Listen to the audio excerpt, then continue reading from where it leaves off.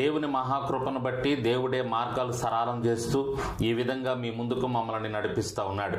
అందులో భాగంగానే మరొకసారి మంచి దైవజనుని యొక్క కొన్ని అమూల్యమైనటువంటి విషయాలు మీ ముందుకు తీసుకొస్తూ ఉన్నా. ప్రభునంతులరా, మరి గతంలో వారి యొక్క వీడియోని మేము మన యూట్యూబ్ ఛానల్ ద్వారా అప్లోడ్ చేయటం జరిగింది. మరి మీ అందరికీ తెలిసిందే, పాస్టర్ దేవానంద్ గారు సెంట్రల్ అమెరికాలో సేవ జరిగిస్తూ, మరి ఇక్కడ రాజమండ్రికి దగ్గరలో దొమ్మేరులో సేవ జరిగిస్తూ, అలాగే హైదరాబాదులో కూడా మరి ఒక సంఘాన్ని ఏర్పాటు చేసి అక్కడ సేవ జరిగిస్తూ ముమ్మరంగా దేవుని కృపలో దేవుని సేవలో ముందుకు వెళ్తా ఉన్నారు. ప్రభునంతులరా, మరి వారికి ప్రత్యేకంగా దేవుడిచ్చినటువంటి పిలుపును అందుకొని తెలుగు 2 రాష్ట్రాల్లో, తెలంగాణలో ఆంధ్రాలో 2 రాష్ట్రాల్లో కూడా సంఘాన్ని రాకడకు సిద్ధపరచాలి. రాకడకు సంబంధించినటువంటి అనేక సందేహాలు మరి చాలా మంది క్రైస్తవులకు ఉన్నాయి. వారి సందేహాలను తీరుస్తూ అనేక మందిని రాకడకు సిద్ధపరచాలనేటటువంటి ఉద్దేశంతో వారు దేవుని పిలుపును అందుకొని నడుము బిగించి ముందుకు వెళ్తా ఉన్నారు. దేవునికి మహిమ కలుగునుగాక. మరి గతంలో వారి వీడియో మేము అప్లోడ్ చేశాం, మీరు చాలా మంది చూశారు. మరొకసారి వారిని సంప్రదించినప్పుడు వారు మరికొన్ని అమూల్యమైనటువంటి విషయాలు మనకు అందించడానికి సిద్ధపడ్డారు. మరి వారిని కలవటం దేవుని కృపగా భావిస్తున్నాను. మరి ఈ సమయంలో అమూల్యమైనటువంటి విషయాలు వారి ద్వారా వస్తూ ఉండగా, మరి ఆత్మీయంగా మనల్ని బలపరిచే అమూల్యమైనటువంటి విషయాలు వస్తూ ఉండగా జాగ్రత్తగా మీరు ఆలకించి చివరి వరకు ఈ వీడియో చూసి దేవుని మేలులు పొందుకోవాలని ప్రేమతో మీకు తెలియజేస్తూ ఉన్నాను. వారిని మీకు మరొకసారి పరిచయం చేస్తూ ఉన్నాను. అయ్యగారు వందనాలయ్యా. Praise the lord. వందనాలు సార్. బాగున్నారా? అవును సార్, దేవుని కృప వలన దేవుని రెక్కరెక్కల అద్భుతంగా ముందుకు వెళుతూ ఉన్నాం. మరొకసారి మనం కలవటానికి దేవుడు కృప చూపించాడు. అవును సార్. గతంలో మనం చేసినటువంటి ఇంటర్వ్యూ ద్వారా చాలా మంది బలపరచబడ్డారు. రాకడను గురించినటువంటి అమూల్యమైనటువంటి విషయాలు మీరు అందించారు దేవానంద్ గారు. మరొకసారి మరికొన్ని అమూల్యమైన విషయాలు మీ ద్వారా వినాలని చాలా మంది ఆశపడుతూ ఉన్నారు. కాబట్టి కొన్ని ప్రశ్నలు మిమ్మల్ని అడుగుతూ ఉండగా మరి ఆ సందేహాలకు మీరు సమాధానాలు ఇవ్వాలని ప్రేమతో కోరుకుంటున్నామండి. అవును sir. Praise the lord. Right, మంచిది. అయ్యా, నేను మరి నా ప్రశ్నలు ప్రారంభం చేస్తాను. మొట్టమొదటిగా ప్రస్తుతం డిసెంబర్ మాసంలో ఉన్నాం. క్రిస్మస్ సీజను, క్రిస్మస్ పండగ అంటూ మరి క్రైస్తవులు ఎంతో సంతోషంగా పండగ వాతావరణంలో ఉన్నారు. అలాగే మనకి క్రైస్తవులుగా ప్రాముఖ్యంగా ప్రస్తుతం ఈస్టర్, గుడ్ ఫ్రైడే వీటిని కూడా జరుపుకుంటున్నారు. అసలు ఈ పండుగల గురించి బైబిల్ ఏం చెప్తుంది? పండుగలు ఉన్నాయా లేవా? మరి ఇటువంటి సందేహానికి మీరు సమాధానం ఇవ్వాలి. ప్రేమతో మీకు ఈ ప్రశ్నను తెలియచేస్తా ఉన్నాను. అవును సార్, నిజంగా సంఘము తెలుసుకోవాల్సినటువంటి విషయాన్ని మీరు అడిగారు. ఒకసారి మనం దేవుని వాక్యాన్ని మనం పరిశీలిస్తున్నప్పుడు యూదులకి పండుగలు ఇవ్వబడ్డాయి. మనం లేవికాండం 23 అధ్యాయం చదువుతున్నప్పుడు వారికి ఇవ్వబడినటువంటి 7 పండుగలను మనం గమనిస్తే పస్కా పండుగ, పొంగని రొట్టెల పండుగ, పులిని రొట్టెల పండుగ అని మనం అంటూ ఉన్నాం. తర్వాత ప్రథమ ఫలముల పండుగ, తర్వాత వారముల పండుగ మరొక పేరు పెంతెకోస్తు పండుగ. పెంతెకోస్తు అనగా సార్ 50వ దినము. ఇవి 4 పండుగలు ప్రభువైన యేసుక్రీస్తు మొదటి రాకడలో ఫస్ట్ కమింగ్లో నెరవేర్చబడ్డాయి. ప్రభువైన యేసుక్రీస్తు పస్కా గొర్రెపిల్ల. ఆయన పొంగని పులిని అనగా దేవుని వాక్యంలో పులి అనేది పులియడము, ఈస్ట్ అనేది పాపము, సిన్. అది లేనిది ప్రభువైన యేసుక్రీస్తు సిలువలో మరణించి సమాధి చేయబడి తిరిగి లేచాడు. పరిశుద్ధుడు, గుళ్ళిపాటనేయుడు అనగా హెరోదు, పిలాతు వీళ్ళందరూ పరిశీలించినప్పుడు నీతిమంతుడు, ఆయనలో ఏ లోపము పాపము లేదు. దేవుని గొర్రెపిల్ల. తర్వాత 50 దినమున ఆత్మ కుమ్మరింపబడింది. ఇవన్నీ ఫస్ట్ కమింగ్లో నెరవేర్చబడ్డాయి సార్. ఫస్ట్ కమింగ్ ఏ నెల సార్? యూదులకి మనం తీసుకుంటే అబీబ్, నిస్సాం. సరిగ్గా అది మనకి మార్చి ఏప్రిల్లో వస్తూ ఉంది. అంటే మార్చ్ ఏప్రిల్లో ఫస్ట్ కమింగ్లో స్ప్రింగ్ సీజన్, వసంత కాలము, ఇవి నెరవేర్చబడ్డాయి.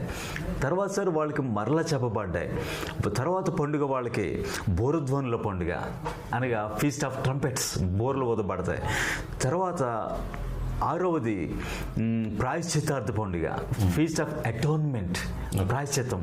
సార్ అంతకుముందు పస్కా బలిలోనే ఆయన మన కొరకు వధింపడ్డాడు కదా, మళ్ళా ప్రాయశ్చిత్తార్థం దేనికి? ఆ పండుగలో ఇశ్రాయేలును ఆయన డీల్ చేయడానికి సెకండ్ కమింగ్లో వచ్చినప్పుడు. అది మనం జకర్యా గ్రంథము 13 అధ్యాయంలో మనం చూస్తాం. 12 అధ్యాయంలో వారి కొరకు ఒక ఓట తీయబడుతుంది. ఆ దేవుడు ఆ రాకడలో ఇశ్రాయేల్ అందరూ శేషించిన వారు ఆయన తొట్టు తిరిగి రక్షణలోనికి వస్తారు. కాబట్టి అది ప్రాయశ్చిత్తార్థము, ఫీస్ట్ ఆఫ్ అటోన్మెంట్. సార్ చివరిది గుడారముల పండుగ, ఫీస్ట్ ఆఫ్ టాబర్నకల్. సార్ ఈ 4 పండుగలు ఫస్ట్ కమింగ్లో నెరవేర్చబడ్డాయి, మార్చ్ ఏప్రిల్. అయితే మన ప్రశ్న ఏమిటన్నట్లయితే, ప్రభువైన యేసుక్రీస్తు జన్మించాడు, నీవు నా కుమారుడవు, నేడు నిన్ను కనియుంటిని, ఐ హావ్ బిగాటన్ టుడే. ఆయన జన్మించాడు, ఇది అందరికీ తెలుసు. అయితే ఇప్పుడు సంఘంలో ఉన్న సమస్య, కన్ఫ్యూజన్ ఏమిటన్నట్లయితే, కొంతమంది ఖచ్చితంగా డిసెంబర్ 25నే జన్మించాడు. So called some Christian speaker celebrities 25 మాత్రమే అనే వాళ్ళకి ఇప్పుడు నేను ఆన్సర్ చెప్తున్నాను వాక్యం నుండి. లేదు, సెప్టెంబర్లో జన్మించాడు అంటే సార్ తిష్రీ నెల, సెప్టెంబర్ అక్టోబర్లో వస్తుంది సార్ అని కొంతమంది సో కాల్డ్ సెలబ్రిటీ స్పీకర్స్ ఇంటర్నెట్లో మనం చూడగానే ఇవి ఖచ్చితంగా వీళ్ళకి నేను అడుగుతున్నాను ఏమిటంటే, రైట్, ఇది కరెక్ట్ అయితే లేఖనాల్లో తర్వాత చేర్చగలరా వీళ్ళు? ప్రకటన 22 అధ్యాయంతో బైబిల్ అయిపోయింది కదా, ఇవి మళ్ళీ జోడిస్తారా? ఇంత ఖచ్చితంగా ప్రభు జన్మించాడు అనేది వాస్తవం. అపోస్తులు నడిచారు, ప్రభు అయిన యేసుక్రీస్తు మన కొరకు జన్మించాడు. అయితే మరలా అక్కడ ఉన్నటువంటి మేంజర్, ఆ పశువుల పాక, తొట్టే లేదు, మళ్ళీ రిపీట్ అవ్వదు. ఆయన జన్మించాడు, మన కొరకు ఉన్నాడు. ఆత్మ కుమ్మరింపబడింది, మళ్ళా మేడగది మనం అక్కడికి వెళ్ళటం లేదు, మనలోనికి వస్తున్నాడు. ఇప్పుడు ఆత్మ మన మీద దిగి వస్తున్నాడు. అవి అప్పుడు వచ్చాయి, మళ్ళీ అవి రిపీట్ అవడం లేదు. నేటి సంఘాల్లో కొన్ని చూస్తే ఖచ్చితంగా ప్రతి ఏటా ఆయన ఖచ్చితంగా సమాధి తొట్టులో పెడుతున్నాము, ప్రతి డిసెంబర్లో మనం ఉయ్యాల తొట్టులో పెడుతున్నాం, ఆయన పొరండు పెడుతున్నాం. ఇదేమిటి ఇది సార్? నీతిమంతుడు విశ్వాసం మూలంగా జీవించను. ఎర్ర సముద్రంలో ఫరోయక రథచక్రాలు దొరికినాయి కాబట్టి నేను నమ్ముతున్నాను యేసుక్రీస్తుని. అక్కడ ఎరుకు గోళ్ళు కోల్చబడిన ఆనవాళ్ళు ఉన్నాయి కాబట్టి నేను నమ్ముతున్నానా? అవి లేకపోయినా యేసుక్రీస్తు నేను వెంబడిస్తాను, ఎందుకంటే నీతిమంతుడు విశ్వాసం మూలంగా జీవించను. కాబట్టి ప్రభువైన యేసుక్రీస్తు జన్మించాడనే వాస్తవం చాలు సార్. సార్ 25నే ఎందుకు జన్మించాడు? వీళ్ళు తీసుకున్న ప్రూఫ్లు ఏమిటి సార్? వాక్యంలో ఎక్కడా లేదు ఇవి. అయితే హిప్పోలిటస్ 2వ శతాబ్దంలో అతను చెప్పాడు, అతను రాశాడని. రెండవది అతను డియోనీసియస్ ఎక్సిగువాస్, అతని పేరు సార్ వీళ్ళు ఏం చెప్తారంటే డెనిస్ ద లిటిల్ సైంటిస్ట్. ఇతను తీసుకొచ్చాడు ఈ సో కాల్ సెలబ్రిటీలు చెప్పేవాళ్ళు చెప్పేవి. అయితే నిజానికి అతను సైంటిస్ట్ కాదండి, అతను ఒక మ్యాథమెటిషియన్. 5వ శతాబ్దంలో ఉన్నాడు రోమ్లో. అతను చెప్పింది ఏడి బీసీని డివైడ్ చేయడానికి ప్రభువైన యేసుక్రీస్తు జన్మించాడని తీసుకోండి అని కొన్ని విషయాలు చెప్పాడు. దాన్ని ఖచ్చితంగా త్రవ్వకాల్లో దొరికాయి అని మార్చివేశారు. సార్ వీళ్ళందరికీ నేను ఒకటే ప్రశ్న అడుగుతున్నాను, ప్రభువైన యేసుక్రీస్తు ఎవరు? దేవుడు, దేవుని కుమారుడు, దావీదు కుమారుడు, ఆయనే దేవుని గొర్రెపిల్ల. 1 కొరింథీ 5వ అధ్యాయము 7-8 వచనాలు వీళ్ళకి అందరికీ మీ ఛానల్ ద్వారా ఓపెన్ గా అడుగుతున్నాను. సో కాల్డ్ స్పీకర్స్ ఎవరైతే డిసెంబర్ 25 అంటున్నారో లేక సెప్టెంబర్ అంటున్నారో, ప్రభు జన్మించాడు, ఆ విశ్వాసాన్ని నేను పట్టుకుని పరిగెడుతున్నాను, నాకు ఇందులో ఎలాంటిది లేదు.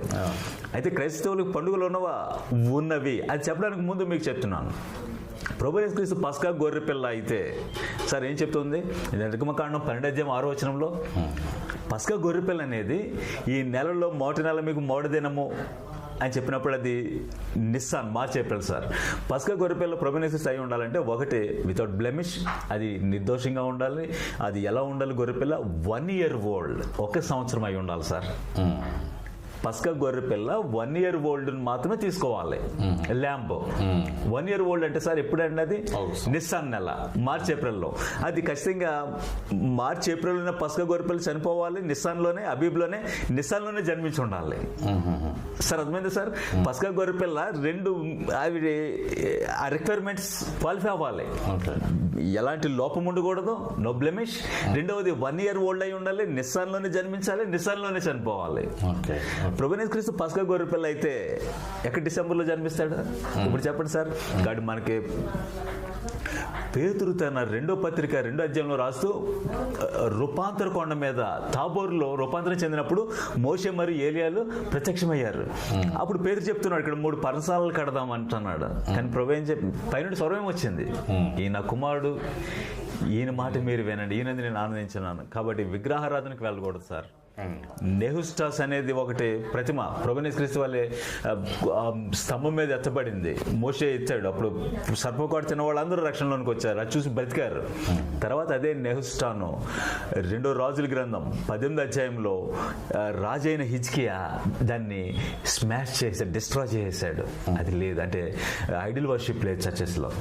కాబట్టి ప్రభువైన క్రీస్తు డేట్స్ పెట్టకండి, అయితే ఆయన జన్మించాడనే వాస్తవాన్ని తీసుకోండి. అయితే మన పండుగ ఏమిటి? ఎస్, క్రైస్తవ యూదులకు పండుగలు ఉన్నాయి, అవన్నీ యేసుక్రీస్తులు నెరవేర్చబడ్డాయి. సెకండ్ కమింగ్ లో మిగతా 3 నెరవేర్చబడతాయి. బోరధ్వనుల పండుగ, ప్రాయశ్చిత్తార్థము, తర్వాత ఫీస్ట్ ఆఫ్ టాబర్నకల్ గుడారాల పండుగ. అయితే క్రైస్తవుల పండుగలు ఉన్నవా? ఇవి క్రీస్తులు నెరవేర్చబడ్డాయి. పండుగ ఒకటే, సత్యమును యథార్థతను నిష్కాపాఠ్యమైన హృదయంతో పండుగ ఆచరించము. ఎస్, పండుగ అది డిసెంబర్లోనే నా ఈ పాటలో, మార్చిలోనే తలదించుకుని సిలువ పాటల లేదు.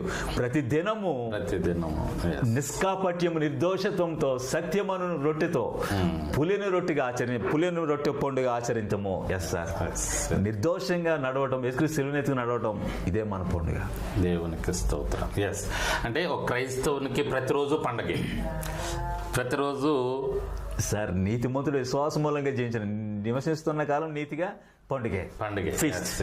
దేవునికి స్తోత్రం. మంచి విషయం. మొదటి ప్రశ్నకు చక్కని జవాబు ఇచ్చారు పాస్టర్ గారు. రెండవ సందేహం ఏంటంటే, మనం విత్తువాని ఉపమానం చూస్తున్నాం కదా, యేసయ్య చెప్పినటువంటి విత్తువాని ఉపమానం. ఈ విత్తువాని ఉపమానంలో మనం లాస్ట్కి వచ్చేటప్పటికే మంచి నేలను విత్తబడినటువంటి విత్తనం 30 దంతులు 60 దంతులు 100 అంతులుగా ఫలిస్తుంది అని చూస్తున్నాం. మిగతాయి ఫలించినట్లుగా మనకు కనపడట్లేదు. అసలు ఏంటి ఆ తేడా? ఏంటి అక్కడ యేసయ్య చెప్పినటువంటి ఆ ఉపమానంలో అర్థం ఏంటి? మనం ఎలా తీసుకోవాలి దాన్ని? అవును సార్, ఇది కూడా మంచి ఉపమానాన్ని మీరు గుర్తు చేశారు. మనకి అంతకు ముందు సార్ విత్తనాలు పడుతూ ఉన్నాయి, త్రోవ ప్రక్కన పడ్డాయి. ఇది మత్తయి సువార్త 13 అధ్యాయంలో వస్తుంది సార్. త్రోవ పక్కన పడ్డాయి, వాళ్ళు గ్రహించలేకపోయారు కాబట్టి సాతాను వచ్చి వాటిని పక్షులు ఎత్తుకుపోయాయి అని చెప్పారు. వాళ్ళు ఫలించలేదు, రక్షణ లేదు.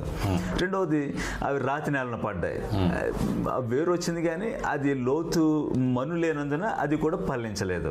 అయితే ఇప్పుడు మీరు అడిగిన ప్రశ్న ఏమిటన్నట్లయితే, మంచి నేలనే యోగ్యమైన మనసులోనే పడ్డాయి, మరి ఎందుకు అన్ని 100 అంతలు ఫలించలేదని మీరు అడుగుతున్నారు. ఎందుకు 30 అంతలు 30 ఫోల్డ్ 60 ఫోల్డ్ ఇలాగ ఎందుకు వచ్చాయి, 100 అంతలు ఎందుకు రాలేదు?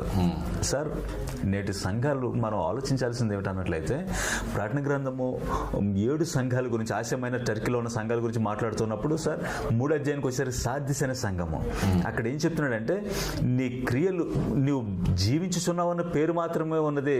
You have a name as alive, బతుకున్నట్టుగా నీ పేరు ఉంది, కానీ నువ్వు మృతుడివే అని చెప్తున్నాడు. You are dead. అంటే ఏమిటి? చర్చెస్కి వచ్చేవాళ్ళు ఈ విధంగా ఉంటారా? నిలువచిన స్థితిలో ఉంటారా? లౌకిక సంఘము చర్చంతో లోపల ఉంటే అక్కడ తలుపు తట్టేవాడు లోపలికి వచ్చి తడతాడా, బయట నుంచి తడతాడా? He's knocking the door outside, బయట నిలబడి కొడుతున్నా అంటే శిరస్సు అయిన వాడు బయట ఉన్నాడు, సంఘం లోపల ఉంది. గొర్రె పిల్లని బయట సిలువ వేస్తున్నారండి, లోపల ధూపం వేస్తున్నారు అప్పుడున్నటువంటి ఆరాధన ఆలయాల్లో. కాబట్టి ప్రభువైన యేసుక్రీస్తు ఆయన ఈ విధంగా చెప్తూ ఉన్నాడు. నేటి చర్చెస్లో సార్ నికోలాయితుల క్రియలు, బిలాము బోధ, యెజబెల్ అనే ప్రాఫెటెస్ నిలువెచ్చిన స్థితిగా ఉండడం, చావునే ఉన్న క్రియలు సార్ చర్చెస్లో. వీటిని మనం ఎలా గుర్తుపడతాం అన్నట్లయితే, వీళ్ళ గురించి మాట్లాడే నికోలాయితులు సార్, వీళ్ళు మొట్టమొదటిగా మనకి అపోస్తలుల గారి 6వ అధ్యాయంలో పేతురు విధంగా చెప్పాడు, మేము వాక్యోపదేశం మాని ఆహారం పంచిపెట్టడం యుక్తం కాదు, ఒక 7 ఏర్పాటు చేసుకోండి, భక్తియు ఆత్మపూర్ణులు జ్ఞానమైన వారిని. అందులో స్టెఫన్తో పాటు నికోలస్ యోదయ మత ప్రవిష్టుడు ఉన్నాడు అండి. తర్వాత ఇతను నికోలస్ అంటే అర్థం ఏమిటి సార్? నికోల్ అనగా అర్థం ఓవర్కమ్, ప్రివైల్స్ అంటే గెలుస్తాడు, జయించేస్తాడు. మన సంఘం పిలువబడ్డాం, మీరు గెలవాలి, జయించువాడే సింహాసనంలో స్వతంత్రించుకుంటే జయించువాడు వీటిని స్వతంత్రించుకుంటాడని. కానీ ఆదిమ సంఘంలో ఇప్పుడు ఉన్నటువంటి డినామినేషన్లు ఏర్పడలేదండి. పౌల్ తర్వాత అప్పుడు వచ్చినటువంటి మేజర్ స్ట్రీమ్ మరొకటి నాస్టిసిజం. మీరు విని ఉంటారు, నాస్టిసిజం అనగా యేసు వేరు క్రీస్తు వేరు. ఇదేమిటి అంటే, దేవుని కుమారుడు సిలువలో చనిపోలేదు, మరీ కుమారుడేనంట. క్రీస్తు వేరు యేసు వేరు. తర్వాత వీళ్ళు ఏం చేశారు సార్, ఈయన మాత్రం కాకుండా మరొక నాలెడ్జ్. నాస్టిసిజం అంటే నాలెడ్జ్. మన కొలసీలు రాసిన పత్రిక మొత్తం వాటి గురించే. అందుకని చెప్తాడు కొలసీ 2:9 దేవత్వం యొక్క సర్వపరిపూర్ణత శరీరమందు క్రీస్తులో నివసించున్నది. God had Father Holy Spirit ఈయనలోకి వచ్చేసాడు. ఇది పాల్ వాళ్ళని డీల్ చేస్తా ఉన్నాడు. కాబట్టి యాంటీ క్రైస్ట్ ఎవడు సార్? క్రీస్తు విరోధి ఎవడు? యోహాను రాసిన మొదటి పత్రిక 2:22-23 మాట్లాడుతున్నప్పుడు తండ్రిని కుమారుని అంగీకరించిన వాడు వీడే క్రీస్తు విరోధి సార్. ఇస్లాం యాంటీ క్రైస్ట్. కారణం ఏంటి? ఇస్లాంలో యేసుక్రీస్తు దేవుని కుమారుడు కాదంట, సిలువలో చనిపోలేదంటాం ఉంది. చూడండి, కాబట్టి యాంటీ క్రైస్ట్ మనం ఎలా గుర్తుపడతాం అన్నట్లయితే యేసుక్రీస్తుని డినై చేయటం. ఫాల్స్ స్పిరిట్, బ్రహ్మపరిచాత్మ, వరల్డ్ స్పిరిట్, హోలీ స్పిరిట్ కాంతి ఎలా ఉంటుంది సార్?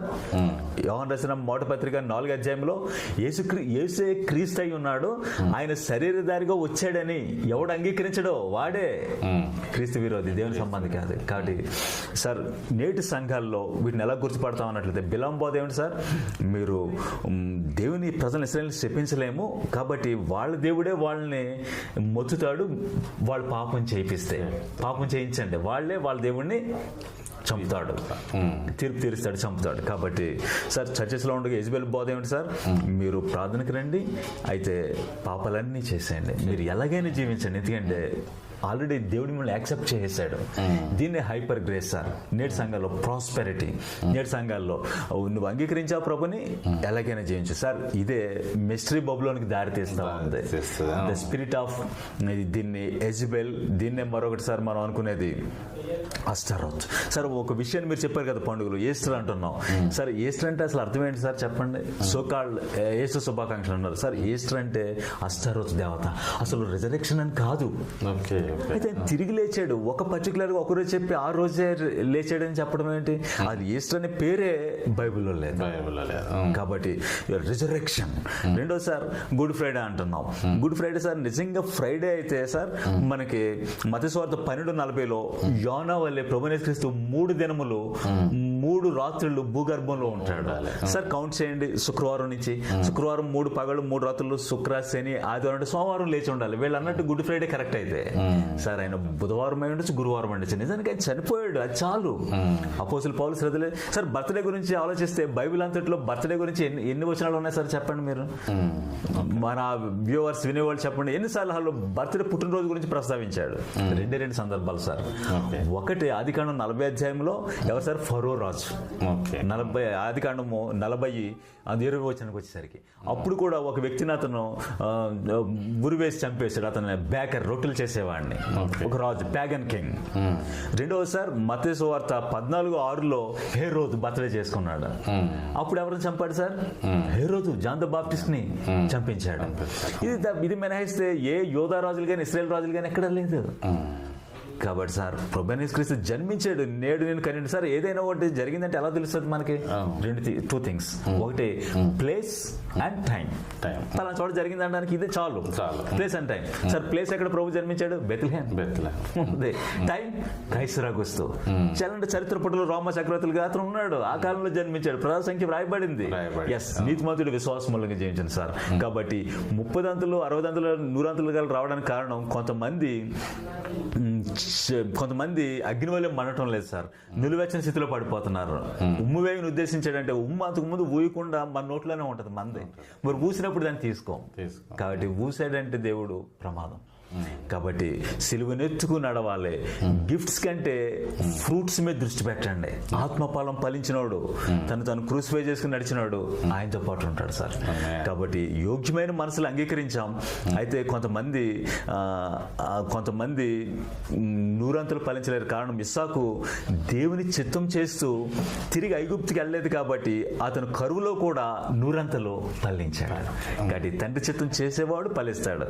కొంతమంది అలా ఉండరు కాబట్టి నామకార్థ క్రైస్తవులు మిగిలిపోతున్నారు, లోకంతో కలిసిపోతున్నారు. కాబట్టి వాళ్ళు ఈ 100-fold రారు సార్. కారణం ఇదే, దేవుని చిత్తం చేయకపోవడం. ఓకే, దేవుని చిత్తం చేసే వాళ్ళు మాత్రమే ఆశీర్వదించబడతారు. 100 దేవునికి అది ఏ చర్చ్ అయినా పర్వాలేదు, లూథరన్ అయినా ఏదైనా. ఓకే, ఏ డెనామినేషన్ ప్రాముఖ్యం. ఎవరైతే నిలబడతారో వారు 100 ఫలాన్ని పొందుకుంటారు. దేవునికి స్తోత్రం. అయ్యా, ప్రకటన 12వ అధ్యాయంలో కనబడే స్త్రీ ఎవరు? సంఘానికి ఆమెకి సంబంధం ఉందా?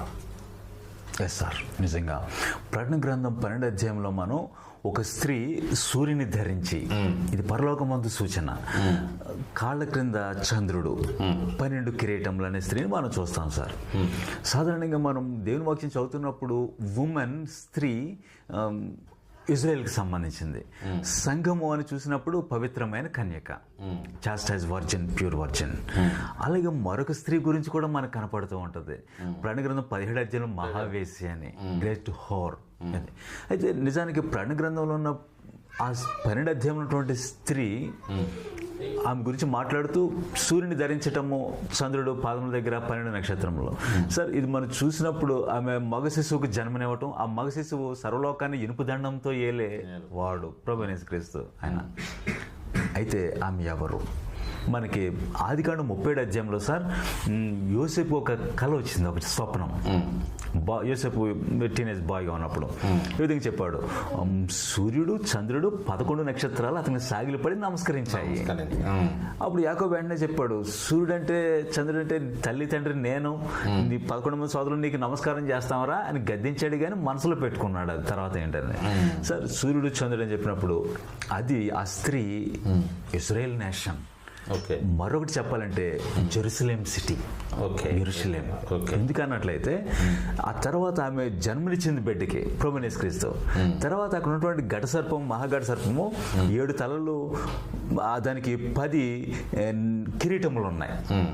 అది 3.5 సంవత్సరములు అనగా 1260 దినములు ఆ స్త్రీని హింసించడానికి, తర్వాత శేషించిన ఆమె సంతానముతో. సార్, ఇది గుర్తుపట్టుకోవాలి, ఆమెకి ఓ మగ శిశువుకు జన్మనిచ్చింది.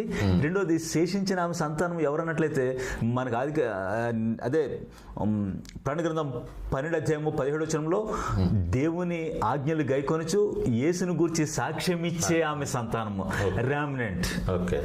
ఎవరు సార్ యేసుని గురించి సాక్ష్యం ఇచ్చేది? క్రిస్టియన్స్. కాబట్టి వాడితో యుద్ధం చేయడానికి సార్ ఫ్యూచర్ లో ఒక యుద్ధం జరగబోతా ఉంది. ఆమె యెరూషలేమును ఏం చేస్తుంది, అలాగే క్రైస్తవులను శ్రమ పెడుతుంది, యుద్ధం జరుగుతుంది, ఘట సర్పము. భూమి మీద ఒక రాజ్యం ఏర్పడుతుంది సార్, 10 మంది రాజులు ఏర్పడతారు. ఆ కాలానికి రావడానికి ఇక్కడ ఉన్నటువంటి స్త్రీ యెరూషలేము. ఎందుకన్నట్లయితే ప్రభువైన యేసుక్రీస్తును మనం తీసుకున్నప్పుడు అన్ని యెరూషలేంలోనే మొదలయ్యాయి. ప్రభు జన్మించింది బెత్లెహేం అనగా ఇంకా యెరూషలేం. తర్వాత ఆయన తిరిగి బేతనీ నుండి పరలోకానికి వెళ్ళింది ఒలీవల కొండ, యెరూషలేం. ఆయన తిరిగి రాబోతున్నది యెరూషలేం. King is coming back to యెరూషలేం. ఇంకా సంఘం ఏర్పడింది 50 దినం పెంతెకోస్తు, యెరూషలేం. కాబట్టి యెరూషలేం జన్మనిచ్చింది బిడ్డకి, ప్రభువైన యేసుక్రీస్తు. సంఘం అక్కడ జన్మించింది, శేషించిన సంతానం. కాబట్టి ఇజ్రాయేల్ దేశము యెరూషలేం, ఆమె సంతానం అనగా సంఘం అని చెప్పబడుతుంది. కాబట్టి ఆమె ఒక మాటలో చెప్పాలంటే, పైన యెరూషలేం మనకు తల్లి షారాను, మనకి గలతీయులకు రాసిన పత్రిక 4:24లో 2 నిబంధనలన్నీ ఇవన్నీ చెప్పబడ్డాయి. కాబట్టి ప్రస్తుత యెరూషలేం దాస్యమందు ఉన్నది, పైన యెరూషలేం మనకి స్వతంత్రం ఉన్న మన తల్లి. కాబట్టి ఆ స్త్రీ యెరూషలేం అని నేను బలంగా నమ్ముతున్నాను. యెరూషలేం, మనం కూడా ఆమె బిడ్డలం, యెరూషలేం బిడ్డలం. వెరీ గుడ్ సార్, మంచి వివరణ. సార్, క్రైస్తవ లోకానికి ఎప్పటి నుంచి ఉన్నటువంటి ఒక పెద్ద సందేహం, ఇప్పుడు ఆ 2 సాక్షులు ప్రకటన గ్రంథంలో కనపడే ఆ 2 సాక్షులు, ఆనోక్ అని, ఏలియా అని, మోషే అని, అసలు ఎవరు, వారిని సంఘం చూస్తుందా? దీని మీద మీ అభిప్రాయం చెప్పండి సార్. సార్, చాలా మంచి ప్రశ్న అడిగారు, మీరు గుర్తు చేశారు.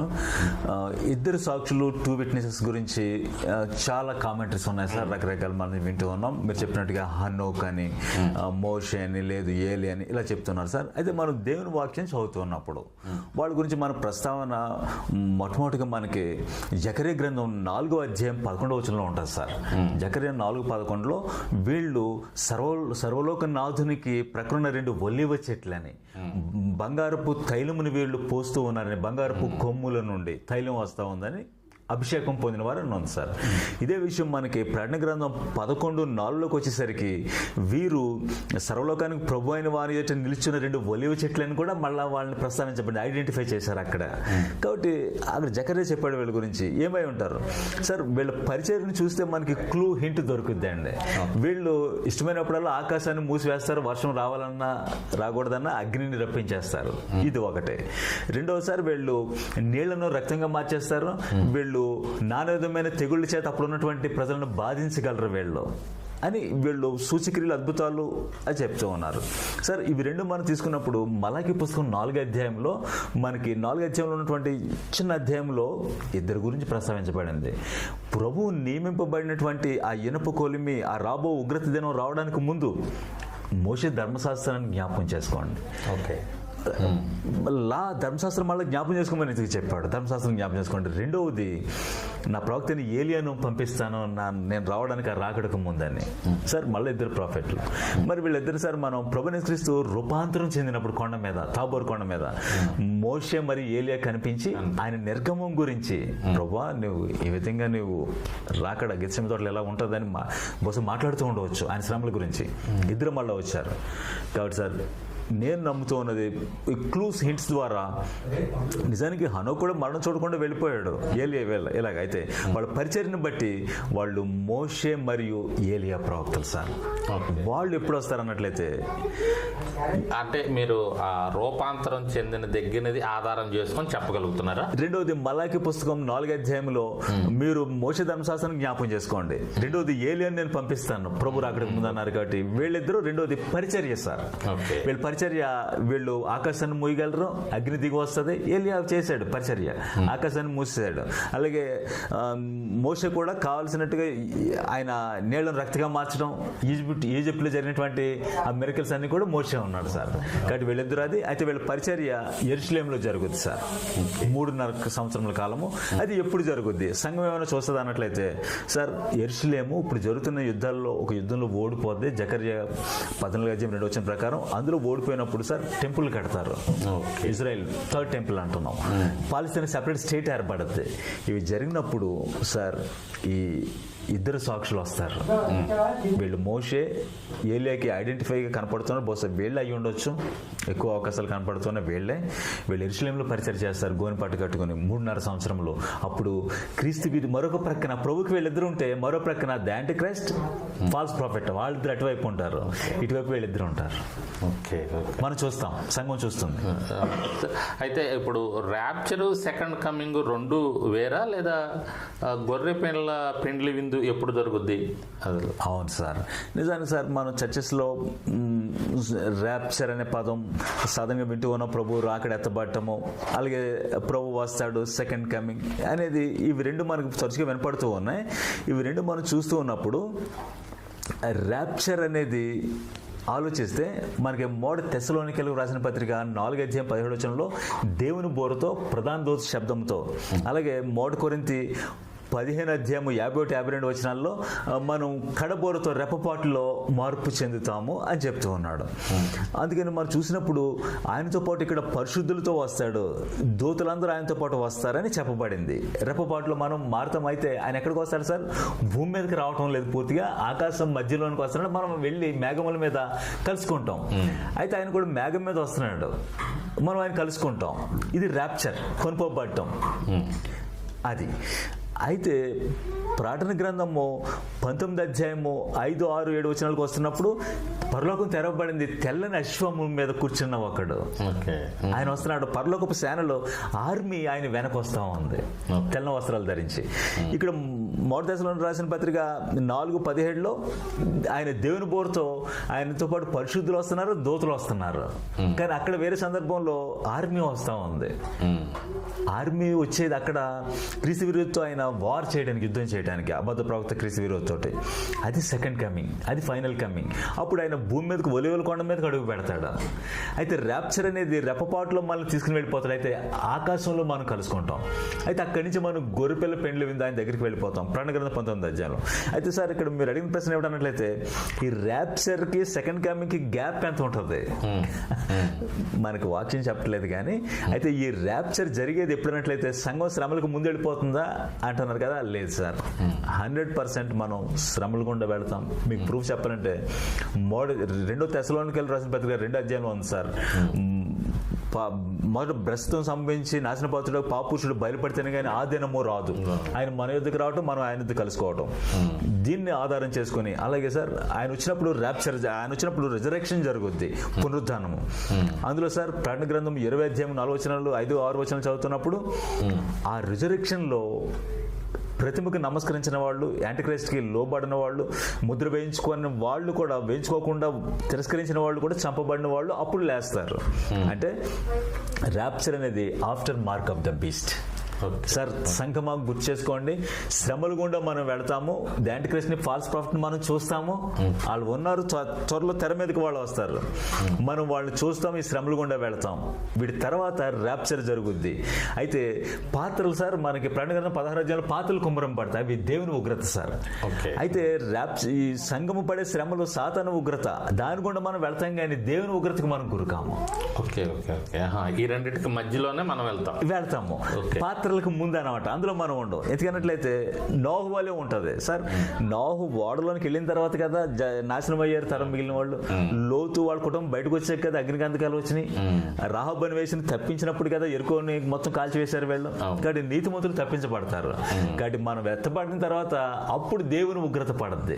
అయితే ఈ లోపల మనం శ్రమలో టెస్ట్ పాస్ అవ్వాలి. అంటే ఈ 666 ముద్ర అనేది వస్తుంది కూడా మనం, అవును సార్, ఎదుర్కొంటాం. చర్చ ఉంటుంది, అప్పుడు సంఘం ఉంటుంది.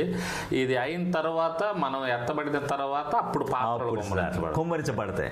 ఆ ఫైనల్ యుద్ధం జరిగిన తర్వాత అదే ఆర్మగెద్దోన్. అది జరిగిన తర్వాత అయితే గొర్రెపిల్ల పెండ్లి ముందు కాలము ఇన్ని సంవత్సరాలని తెలియదు, కానీ మనం ఎత్తబడిన తర్వాత తండ్రి ఇంటికి వెళ్ళిపోతాం, అంతఃపురంలో మనం దాచపడతాం. అప్పుడైనా వచ్చి యాంటిక్రైస్ట్ ని హతం చేసిన తర్వాత 1000 ఏళ్ల పాలన జరుగుద్ది. అప్పుడు 1000 ఏళ్ల పాలన. సార్ పోతాడు ఎలా ఉంటుందని మీరు అడుగుతారు, ఒకసారి అడిగినట్టున్నారు. సార్ ఎలా ఉంటుంది సార్? ఆదాం పడిపోక ముందు ఏదేని తోటి ఎలా ఉంది సార్? అంత అద్భుతంగా ఉంటుంది. పరిశుద్ధంగా దేవుడు వచ్చి మాట్లాడుతున్నాడు, ప్రతి గుడారంలో వస్తున్నాడు. కాబట్టి అలా ఉంటది. అక్కడ ప్రభు మనతో పాటు పాలిస్తాడు. అద్భుతమైన వాతావరణం ప్రభు సన్నిధి ఉంటుంది సార్. అది 1000 ఏళ్ల పాలన సార్. సెకండ్ కమింగ్ తర్వాత 1000 ఏళ్ల పాలన సార్. ర్యాప్చర్ వెంటనే కాదు, ర్యాప్చర్ తర్వాత ఎంతకాలం మనకు తెలియదు, గ్యాప్. అక్కడే గొర్రెపిల్ల పెండ్లి విందు జరుగుతుంది. అది ప్రకటన 19వ అధ్యాయంలో ఉంది. అయితే మిస్టరీ బబులోనికి తీర్పించిన తర్వాతే, ఈ యాంటిక్రైస్ట్ ని మనం చూసిన తర్వాతే ఈ ర్యాప్చర్ జరుగుతుంది. ఈ ప్రకటన 17లో ఉంది మిస్టర్ బబులోను మహావేశ్య. ఏంటి సార్, ఎవరు? అవును సార్. అయితే మనం 12వ అధ్యాయంలో ఒక స్త్రీని చూసాం, యెరూషలేము అని మనం మాట్లాడుతున్నాం. ఇజ్రాయెల్ ఆమె బెడ్లో శేషించిన వారు సంఘం అని. సార్ మరొకటి మీరు అడిగారు కదా, ప్రకటన 17వ అధ్యాయం ఉన్నటువంటి స్త్రీ, ఆమె గురించి చూస్తే మహావేశ్య అని. ఆయన ధూమ్ర వర్ణ రక్త వర్ణములతో నిండిన వస్త్రములు ధరించి బంగారంతో ముత్యంతో అలంకరింపబడింది, ఏహేను వాటికి తల్లి అని చెప్తూ ఆమె చేతిలో బంగారు పాత్ర. సార్ సంఘమైన మన చేతిలో రక్షణ పాత్ర ఉంది, కప్ ఆఫ్ సాల్వేషన్. ఈ మహావేశి దగ్గర ఉన్నటువంటి బంగారపు పాత్ర సార్, అది భూరాజులను మరియు భూలోక జనులు దాన్ని తాగేస్తున్నారు, ముత్తులైపోయారు సార్. ఇది మనం చూసినప్పుడు మనకి బబులోను ఉంది. నెబుకద్నెజరు రాజు యొక్క పట్టణమే అతని రాజధాని బబులోను. మరి అయితే ఈ కాలంలో అది ఇరాక్ ప్రాంతము శిథిలమైపోయింది. మరి బబులోను మళ్ళీ రివైవ్ అవుతుందా? అది ఒక ఒరిజినల్ సిటీనా, లేక అది ఒక స్పిరిట్? అది దాని బిహైండ్ పనిచేసేది. సరే మీకు నేను ప్రస్తావించాను. ఇప్పుడు ఈ పండుగలు ఉంటున్నాయి కదా, ఈ పండుగలు ఎక్కడి నుంచి వచ్చాయి, ఎవరు వచ్చినాయి? ఈ అస్టరోత్, ఈస్టర్. ఇప్పుడు క్రిస్మస్ అనేది కూడా ఒక బలమైన వాదన ఉంది. ఈ డిసెంబర్ 25 సన్ గాడ్, ఈజిప్ట్స్ ఆరాధించే ఆ గాడ్ కాన్స్టంటైన్ చక్రవర్తి ప్రారంభించాడని 3వ శతాబ్దంలో ఇవన్నీ వస్తున్నాయి సార్. దీన్ని మనం ఏమంటున్నామంటే, ఈమె పాత్రలోనిది, బంగారు పాత్రలోనిది ఏమైంది తాగుతాం అని అర్థం. సంఘాలు కూడా దీనికి లోబడిపోతున్నాయి. ఈ మనం ఆలోచిస్తే ఇది యేసుక్రీస్తు అనే శిరస్సును హత్తుకోకుండా, శిరస్సు క్రింద ఉండకుండా, యేసుక్రీస్తును విడిచిపెట్టి ఉపదేశములోను ప్రవర్తనలోను అన్ని విషయాల్లోనూ తొలగిపోయిన వాళ్ళు, ఆరోగ్యకరమైన బోధన నుండి తొలగిపోయిన వాళ్ళు, అలాగే అన్ని మతములు కలుపుకుంటేనే ఈ మిస్టరీ బబులోన్ సార్. వీళ్ళు శిరస్సు కింద ఉండరు, వీళ్ళు బబులోను పండుగలు అనగా ఇవన్నీ ఆచరించేస్తారు, ఇవి ఆలోచించరు, విశ్వాస మూలంగా నడవరు. కాబట్టి ప్రస్తుతం ఈ స్పిరిట్ పనిచేస్తూ ఉంది. దీనికి Roman Catholic Pope the Francis త్వరలో అతను హెడ్గా మారి ప్రపంచ మతాలను కలిపేసుకుంటాడు. చాలా మంది పెంటికోస్ట్ అంటే హైపర్ గ్రేస్, ప్రాస్పరిటీ, వీళ్ళందరూ కూడా వాళ్ళకి ఎందుకు వెళ్ళిపోతారు అంటే, జేఎస్ మాత్రమే కాదు, అన్నిటినీ తీసుకోండి, వన్ వరల్డ్ రిలీజన్. అదే మిస్టరీ బబులోన్. దీనికి మరో పేరు అస్టరోత్. ఓకే. పోర్నోగ్రఫీ, అది కూడా అష్టరోత్ అండి. పోర్న్ అంటే అదే అర్థం, ఈస్టర్. ఇవన్నీ కూడా దీని వెనక ఉన్నాయి. అదే ఇజబెల్ స్పిరిట్. ఓకే. ఎస్. ఇప్పుడు ఈ 1000 ఏండ్ల పరిపాలన భూమి మీదే జరుగుతాయా, లేకపోతే దానికి ఏదైనా ప్రత్యేకమైన ప్లేస్ ఉందా? అది ఎట్లా చెప్పుకోవాలి మనం?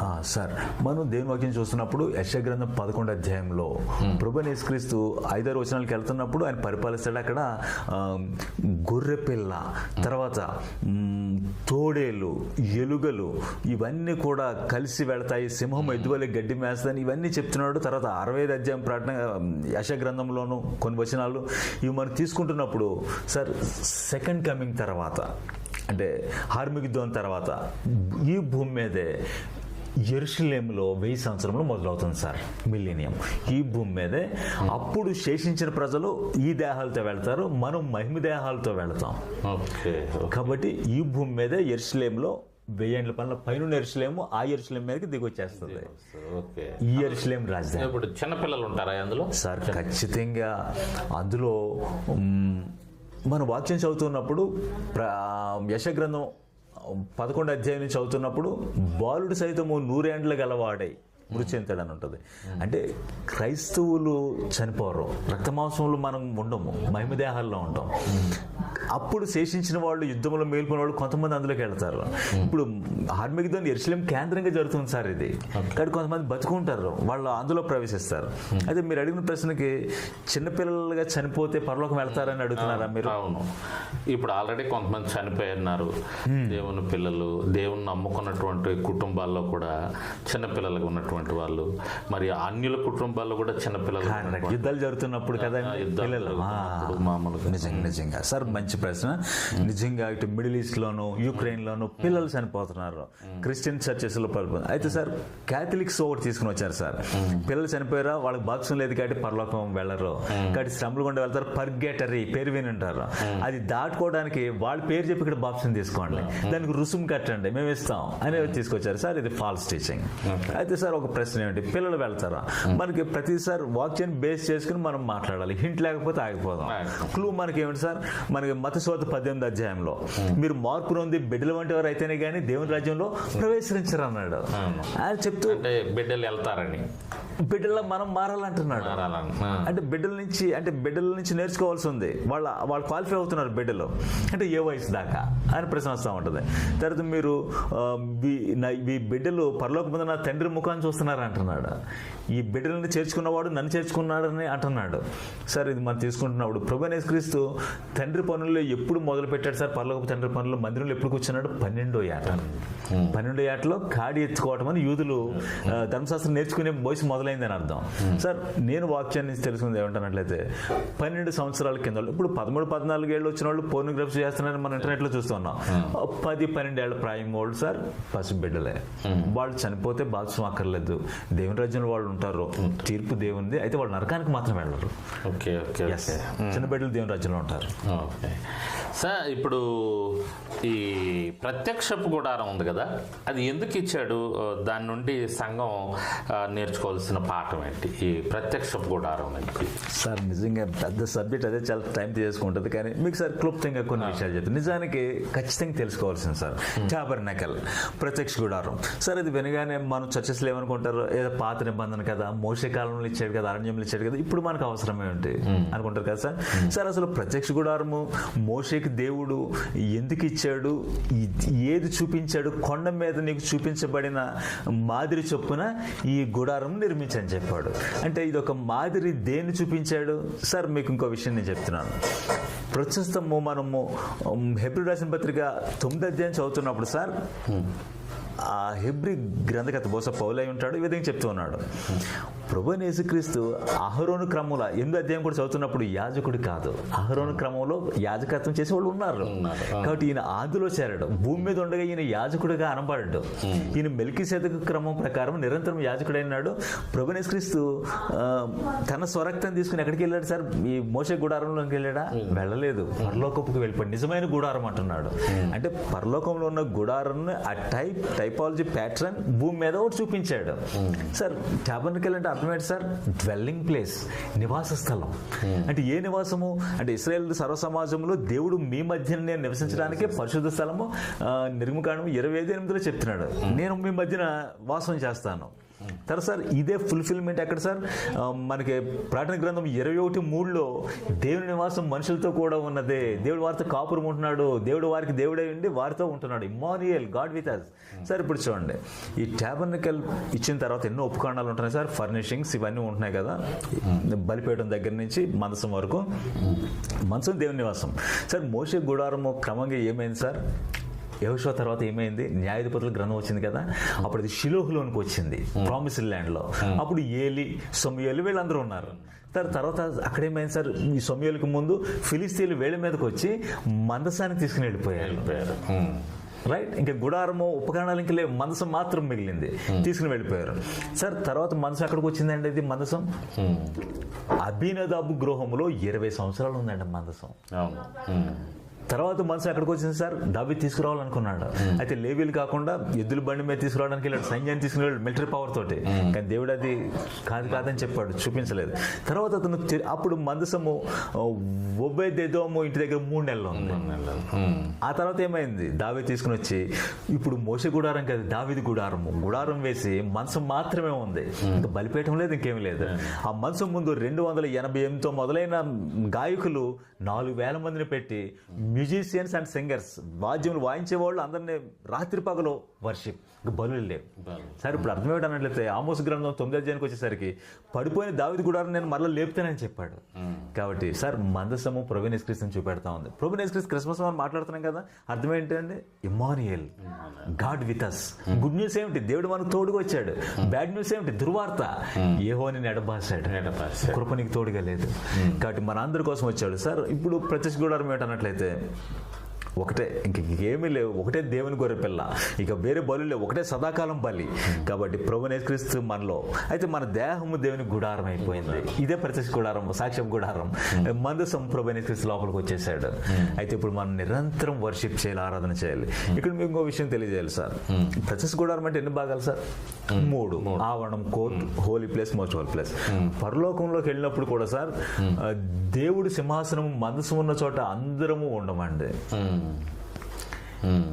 మందసానికి దూరంలో ఉండేది ఆవరణం సార్, కానీ కోర్టుకి మళ్ళీ అవుటర్ కోర్టు బయట ఇశ్రాయేల్ గుడారాలు ఉన్నాయి. మళ్ళీ అంత దేవుని సమాజమే, ఇశ్రాయేల్ సర్వ సమాజం. ఈ ప్రత్యక్ష గుడారానికి దగ్గరగా ఉన్నవాళ్ళు కొంతమంది యాజకులు, ప్రధాన యాజకుడు మాత్రం లోపలికి వెళ్తున్నాడు. అయితే ఈ గుడారాన్ని దూరంగా ఉన్నవాళ్ళు కూడా టెంట్స్ బయట ఉన్నాయి గుడారాల్లో.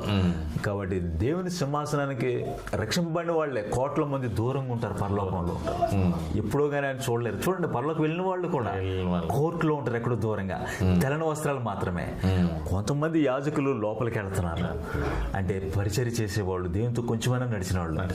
మరి కొంతమంది సెలెక్టెడ్, మోస్ట్ హోలీ ప్లేస్ అనగా మనసు, అంటే పౌల్ లాంటి వాళ్ళు, సుందర్ సింగ్, పెద్ద పెద్ద సేవకులు ఉన్నారు కదా నడిచిన వాళ్ళు, జనకరణ్ గారు లాంటి వాళ్ళు మాత్రం ఇక్కడ. కానీ నేను సంఘానికి తెలియజేస్తే అన్నట్లయితే, మీరు అంతముందే విన్నాం కదా, 30 అంతలు 60 అంతలు ఏమిటన్నట్లయితే 100 అంతలు ఫలించాలంటే సిలువనెత్తుకున్నాడు అండి. నీతిమంతుడు విశ్వాసం మూలంగా జీవించను. కాబట్టి ప్రభు జన్మించాడు మన కోసం. అయితే ఈ రోజైనా ఒక డేట్ మనం ఫిక్స్ చేయాల్సిన అవసరం వచ్చింది. రోజు మనం పండుగ ఆచరించము, పులియని రొట్టెతో నిష్కాపట్యం మనం నీతితో నడుద్దాం, అదే మనకి ఆరాధన. కాబట్టి పరలోకంలో కూడా సార్ స్థలంలో సిద్ధపరుస్తున్నాడు. అయితే అందరం ఒకే చోట ఉండం, అయితే నరకం తప్పించుకుంటున్నాం. అయితే నీకు ఇచ్చే బహుమానాలు, కిరీటంలో, సింహాసనం వేరువేరుగా ఉంటాయి. అదే ఒక్కరు తీసుకుంటారు బహుమానాలు, అయితే తక్కువ ఎక్కువ ఉంటుంది. అదే తెల్లని వస్త్రం, కొంతమందికి తెల్లని వస్త్రం ఆర్డినరీగా ఉంటే, కొంతమందికి అదే లైట్ వెలుగుతో ఉంటుంది, కళ్ళతో చూడలేం, కొంతమందికి మహిమతో ఉంటుంది.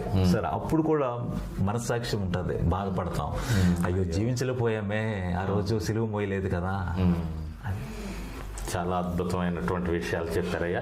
అయితే మనం ఎప్పుడు నిత్యం ఆరాధన చేస్తూ ఉండాలి, దేవుణ్ణి స్తుతిస్తూ ఉండాలి. అంటే పాటల గురించి, సంగీతం గురించి అడుగుతున్నారు అంటే మీరు, అంటే ఆరాధన అంటే మనం ఎలా చేయాలి? పాటలతోనేనా సార్? మీరు అంటే మీరు క్రిస్టియన్ మ్యూజిక్ గురించి అడుగుతున్నారా, పాటలు ఎలా ఉండాలి అనేది? సార్ రైట్, అక్కడికి వస్తాను. అసలు ఆరాధన అంటే ఎలా చేయాలి ఏంటనే దాని దగ్గర నుంచి మనం స్టార్ట్ చేస్తే మనం రైట్. సార్ నేను ఒక విషయం అడుగుతున్నాను. సంగమం మీకు అందరూ తెలుసు కదా, అపోస్తలుల 16వ అధ్యాయంలో పౌలు శీలని బొండలతో బిగించి కొట్టేశారు కదా, స్తుతించారు. వాళ్ళు కూర్చున్నప్పుడు వారు ప్రార్థనలు చేసి కీర్తనలు పాడారు. వాయిస్ ఎలా ఉంటుందో తెలియదు, మైక్రోఫోన్ లేదు, ఏం లేదు, పాటలు పాడారు. ఇక్కడ మ్యూజిక్ కొన్నోళ్ళు లేరు. కానీ సార్ అక్కడ ఏమొచ్చింది, భూకంపం వచ్చింది, గాడ్స్ ప్రెజెన్స్ వచ్చేసింది. సార్ నేటి 100 మందిని నిలబెడుతున్నాము, డ్రెస్సులు వేస్తున్నాం, యూనిఫామ్ వేసి పాడిస్తున్నాం సార్, వచ్చేది హోలీ స్పిరిట్. ఆడికి వచ్చేది ఏ స్పిరిట్ నిజానికి సంఘాల్లో? ఆ పాస్టర్ మనసాక్షికే తెలుసు నిజంగా హోలీ స్పిరిట్ వస్తుందా వాళ్ళ దగ్గరికి. కానీ చెరసాల్లో కొట్టి పాడేసిన వాళ్ళ దగ్గర పాడితే దేవుడు వచ్చాడు అక్కడికి. సార్ ప్రభు అయిన యేసుక్రీస్తు మేడగది తర్వాత ఆయన పస్కాన్ని తీసుకొని ఆయన కీర్తనలు పాడుచు ఒలీవల కొండకి వెళ్ళారు, గొచ్చెమెన తోటకి వెళ్తున్నారు, కిద్రోను వాగు దాటి వాళ్ళు కీర్తనలు పాడారు. వాయిద్యంలో అయితే మనకు వాక్యము ఎఫెసీయులకు రాసిన పత్రిక 5:19 కొలస్సీ 3:16 మనకు చెప్తున్నాడు, కొత్త నిబంధనలు కూడా కీర్తనలతోనూ సంగీతంతో మ్యూజిక్ ఉంది. అయితే సార్ ఇక్కడ ఒక హెచ్చరిక, వార్నింగ్ ఏమిటన్నట్లయితే ఆమోస్ గ్రంథం 5వ అధ్యాయము 6వ అధ్యాయము ఆమోస్ 6:5 చదివేసరికి కొంతమంది దావీదు వలె లైక్ డేవిడ్ వాయిద్యాలు కల్పించుకుని పిచ్చి పాటలు పాడుతున్నారంట. ఇదే పిచ్చి పాటలు చెప్పాడు. ద్రాక్ష ఉంది, నాకు వేరే వాళ్ళు పిచ్చి ద్రాక్ష అంటున్నాడు, అందులో అట్టుకట్ట పడడం లేదు. సార్ ఏమిటి అన్నట్లయితే సార్ 119 కీర్తన 172 వచనంలో ఆయన వాక్యమును గురించి నా నాలుక sir Christian songs world songs ఉండవండి. వరల్డ్ సాంగ్స్ పాడాలంటే ఎవరు ఉండాలి సార్? ఒక ఘంటసాల రావాలి, మహమ్మద్ రఫీ, అంటే స్వరం బాగుండాలి కదా. అయితే క్రిస్టియన్ పాటలు దావీదు స్వరం ఎలా ఉంటుందో మనకు తెలియదు, కానీ ఇశ్రాయేలు దేవునికి మధుర గానము చేశాడు. సొలొమోన్ వాయిస్ మనకు తెలియదు, మోషే వాయిస్ తెలియదు, వాళ్ళ కీర్తనలు పాడారు. పౌలు వాయిస్ ఎలా ఉంటుంది సార్? అతనే చెప్పాడు, అతను చూపునకు బలహీనంగా ఉంటాడు, అతని మాటలో కొరగానివి ప్రసంగం, అంటే మంచి వినసొంపుగా వాయిస్ ఉండదు పౌలు, కానీ అతని పత్రికలు బలీయమైనవి, మైటీ ఎపిసల్స్ అంటే ఆర్డినరీ సింగర్స్. కాబట్టి సార్ పాటలు ఎలా ఉండాలి సార్ అని మీరు అడిగితే వాక్యాన్ని బేస్ చేసుకుని ఉండాలి, వాక్యమే పాట. అది ఎలా ఉండాలి సార్? మ్యూజిక్ లోకంలో ఉన్నట్టు మ్యూజిక్ మనకు ఉండకూడదు. మనంతా కూడా సార్ మన దేవుడు పరిశుద్ధుడు, నేను పరిశుద్ధుని కనుక మీరును పరిశుద్ధులైనడు కాబట్టి హోలీగా మనం ఆరాధించాలి సార్. హోలీ ఇప్పుడు అంటే కొన్ని పాటలు సినిమా మ్యూజిక్తో కలిపి వస్తూ ఉన్నాయి, అవి వ్యర్థం అంటారు సార్. నేను మీకు ఏం చెప్తానంటే సార్, నేడు సార్ దేవుని కృపలో నేను కూడా చాలా పాటలు రాసి రికార్డ్ చేసి పాడాము. అలాగే నేను సెంట్రల్ అమెరికాలో హొందురస్లో నా భార్య నేను చోట సంఘం ఏర్పడితే దేవుని కృప వలన స్పానిష్ భాషలో ఒక 9 పాటలు ప్రభు ఇచ్చాడు, అవి పాడుతున్నాం అక్కడ, అవే వాళ్ళు వచ్చి పాడుతున్నారు, పాడుతున్నారు స్పానిష్ పాటలు. సార్ నాకు ఎవరు నేర్పారు? నాకు సంగీతం సరిగమలు తెలియదు, మ్యూజిక్ రాదు, తెలియదు, ఏది పియానో కూడా వాయించలేను, కానీ రాగం వచ్చేస్తా ఉంది, అవి పాడుతున్నాం. సార్ మీరు ఎలా ఉండాలంటున్నారు కదా సార్. అయితే మన బేస్ ఏమిటి సార్? క్రిస్టియన్ కాలింగ్ ఏమిటి? లోకంలో నుండి మనల్ని పిలుచుకున్నాడు బయటికి, లోకస్తులం మనం కాదు, చేతిలో నుంచి బయటకు వచ్చాం. మా దేవుడు పరిశుద్ధుడు కదా, కాబట్టి మన దేవుడు మన సంగీతం నేర్పుతున్నాడు, పాఠానికి ఆయన ఇస్తాడు. కాబట్టి సార్ నాకు దేని కృపలో మ్యూజిక్ చేసే బ్రదర్స్ కూడా మారుమనసు పొందిన వ్యక్తే, విక్టర్ అని ఆయన రక్షణ పొందిన వ్యక్తే మ్యూజిక్ చేస్తున్నాడు. నేను సార్ ఫిమేల్ పాటలు పాడించానా, ఎన్నో పాడించానా, అంతా ఒకరికి ఇచ్చాను. మారుమనసు పొందిన వ్యక్తి సిస్టర్ హేమజాన్, మిగతా వాళ్ళని కలుపుకోవట్లేదు నేను. అందుకని సార్ వాళ్ళు గుర్తుపెట్టు, మీరు ఆ మ్యూజిక్ అడిగారు కాబట్టి. ఇప్పుడు హేమజాన్ గారు వేరే పాటలు పాడట్లేదా సార్? ఆవిడ వేరే క్రిస్టియన్ పాటలు పాడదు కానీ సినిమా పాటలు పాడదు, రైట్ సార్. ఆవిడ రక్షణ పొందిన తర్వాత ఆపేసింది సినిమా పాటలు, కానీ వేరే సేవకులు పాడొచ్చు, మేము అబ్జెక్ట్ చేయం. ఎస్ పాడొచ్చు, క్రీస్తు శరీరంలో అనేక అవయవాలు ఉన్నాయి, పాడొచ్చు. సార్ ఇంకో విషయం మీకు గుర్తు చేస్తాను అడిగారు కాబట్టి, సార్ గుడారంలో స్ట్రేంజ్ ఫైర్ అప్లై చేయకూడదు, అన్యాగ్ని. సార్ లేకుండా 10 అధ్యాయాలు మనం చూస్తాం కదా, అహరోను కుమారులు అన్యాగ్ని సమర్పించి హతమైపోలేదా? కాబట్టి స్ట్రేంజ్ ఫైర్ తీసుకురాకూడదు, ఏ ఫైర్ ఇచ్చాడో అదే మనం తీసుకుని రావాలి. కాబట్టి మ్యూజిక్ హోలీగా ఉండాలి, దేవుని భయంతో ఉండాలి సార్. దేవుని భయంతో ఇచ్చాడా మీరు చేయండి, ఆత్మతో సత్యముతో. ఎగ్జాక్ట్లీ, స్పిరిట్ ఉండాలి సార్, ఫ్లెష్ ఉండకూడదు సార్. స్పిరిట్ కి ఆపోజిట్ వర్డ్ అంటే ఫ్లెష్, మాంసము, అది పని చేయకూడదు, అది ఆబ్సెంట్ అయిపోవాలి, స్పిరిట్ లో వెళ్ళాలి. ఎస్. ఓకే. మీరు రాసిన పాటల్లో బాగా ప్రాచుర్యం పొందింది, మీకు బాగా ఇష్టమైంది ఒకసారి అట్లా సార్ మీరు బాగా అడిగారు, కానీ నేనే అన్నోన్ పర్సన్, ఎన్నే తెలియదు. మన పాటలు కూడా మేము ఎక్కడ వాటిని అమ్మకం చేయలేదు సార్, ఫ్రీగా ఇచ్చేస్తున్నాం. సిస్టర్ పాడిన పాటలో ద్రాక్షావల్లిని నిజమైన ద్రాక్షావల్లి, ఇలా కొన్ని పాటలు ఉన్నాయి సార్. అలాగే స్పానిష్ లో దేవుడిచ్చిన పాటలు త్వరలో రికార్డ్ చేస్తాం. ఒకసారి స్పానిష్ పాట ఒకటి పాడండి సార్. మీరు అడిగారు కాబట్టి స్పానిష్ పాటలో మీకు ఆ వచనం ఏమిటి అర్థం అవ్వాలంటే మీకు సార్, ఉదయం బండి గొర్రెపిల్ల శక్తి ఐశ్వర్యం జ్ఞానం బలం పొందుకు అర్హుడు అని ఉంది కదా సార్, అది స్పానిష్ లో నాకు పాట ఇచ్చాడు సార్. ఎల్ కొర్దేరో, గొర్రెపిల్ల, కొర్దేరో. ఎల్ కొర్దేరో que fue sacrificado, el cordero que fue sacrificado, merece recibir el poder y la riqueza, la sabiduría y la fuerza, el honor y la alabanza, toda la gloria, el Cordero. ఆమేన్. Super sir. ఇది sir ఉదయం బండి గొర్రెపిల్ల శక్తి జ్ఞానం బలం ఐశ్వర్యం పొందుకు అర్హుడు, ఇది పాడతాం sir. Okay okay okay. Spanish లో మొత్తం 9 పాటలు. 9 పాటలు సార్, అవి రికార్డ్ చేస్తాం వెరీ సూన్. ఓకే ఓకే, త్వరలో చేయబోతున్నారు. ఇంకా మీరు ఏ భాషలు మాట్లాడగలరయ్యా? స్పానిష్, తెలుగు?